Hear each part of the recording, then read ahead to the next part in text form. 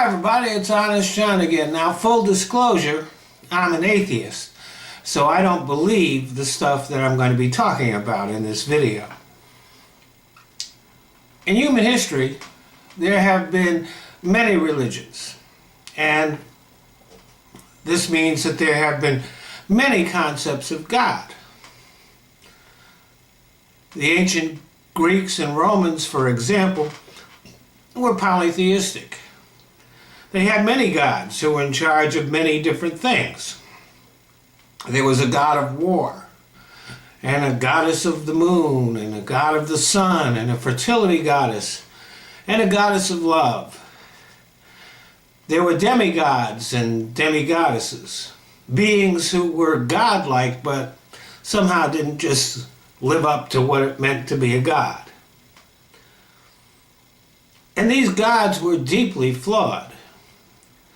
They were childish, capricious, petty, erratic, vain, and not above the occasional rape of a human woman. And they fought among themselves like children. And even though there was a main god, he certainly was not all-powerful. Some religions only had one god, but there was not much thought given to the extent of his powers and knowledge.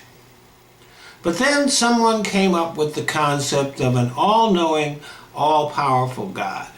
And this became the Christian God and the Jewish God and the Islamic God that we know today. This God does seem to retain the negative aspects of the other gods that came earlier. He is vain, childish, petty, and erratic. Just like the Roman and Greek gods, but a lot more powerful.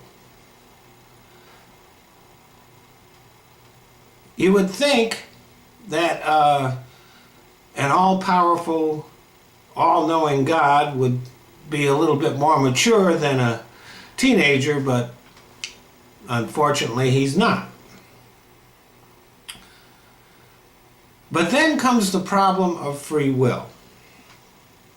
This is part of church doctrine, that we human beings are free to choose what we will do, that we can choose between good and evil, and it's our responsibility. But the all-seeing already God already knows what that choice is going to be. So somehow God's knowledge of the choice that we are going to make doesn't interfere with that choice.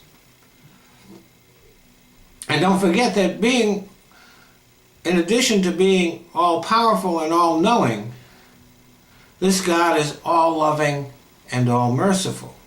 But that doesn't prevent him from creating people that he knows are going to spend an eternity suffering in hell. I know he's going to end up in hell, but screw it. I'll create him anyway. Can we really have free will if God knows our fate before we even exist? In short, the all-knowing God and free will can't exist together. If God is all-powerful, that means that he makes everything happen. For an all-powerful God, knowing is deciding. We can only have free will if God doesn't know what we are going to do next. If he does, the choice has already been made for us. Thanks for listening. Hey, thanks for watching my videos. And I want you to keep on doing that. Just not on YouTube. If you look down in the description box, you're going to see two new links there. One is to my Patreon page, the other one is to a site called Top Buzz.